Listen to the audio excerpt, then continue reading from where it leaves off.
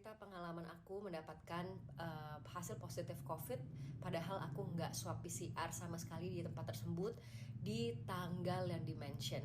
Di tanggal 13 sore, aku tiba-tiba dapat WhatsApp dari laboratorium rumah sakit yang biasanya aku melakukan antigen rutin keperluan pekerjaan gitu. Ini menyatakan, nama Natasha Surya dengan nick yang bener, nick aku, ulang tahun aku, alamat aku dinyatakan positif atas hasil PCR yang dilakukan tanggal 12 Februari. Nah, di situ aku mulai bingung karena sebenarnya di tanggal 12 itu aku nggak melakukan tes apapun, baik antigen maupun PCR dimanapun. Di tanggal sebelumnya, di tanggal 11, aku memang antigen di tempat itu dan PCR di Bumame. Dua-duanya hasilnya udah keluar negatif.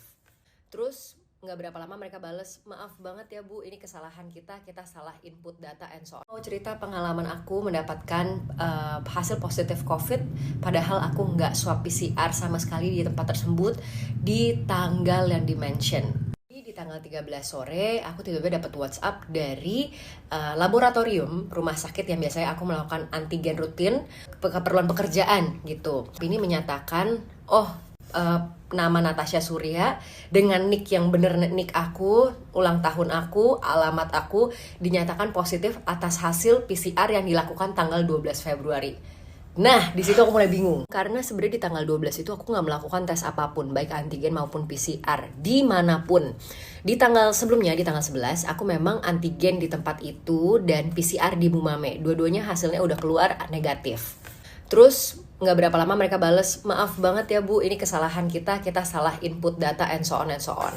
Tahu kayak ya udahlah, selama status peduli lindungi gue masih hijau, ya udah biarin aja gitu kan. Tiba-tiba udah 6.45 kalau nggak salah, itu aku dapat WhatsApp langsung dari Kemenkes kayak, yang menyatakan aku itu positif COVID dan aku terdaftar lalala.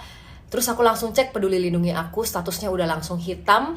Dan terakhir update dari PCR aku adalah dari rumah sakit itu yang menyatakan aku positif gitu.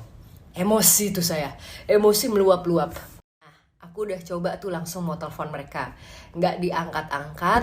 Jadilah aku message mereka nih, saya nggak mau tahu, pokoknya harus tanggung jawab ya. Pokoknya sebelum live itu, sebelum jam 7 aku udah message, sampai selesai live itu nggak dibalas sama sekali. Terus sebelumnya tuh aku juga minta tolong sama suami aku, tolong teleponin dong supaya mereka urusin gitu. Tapi nyatanya setelah selesai live pun nggak ada perubahan apapun dari status aku. Karena jujur aja aku tuh punya banyak schedule untuk kerja di luar rumah. Jadi kami langsung konfirmasi sih, langsung kami tindak lanjut. Kami juga sudah langsung membuat surat permohonan maaf ke bersangkutan ya. Jadi memang ini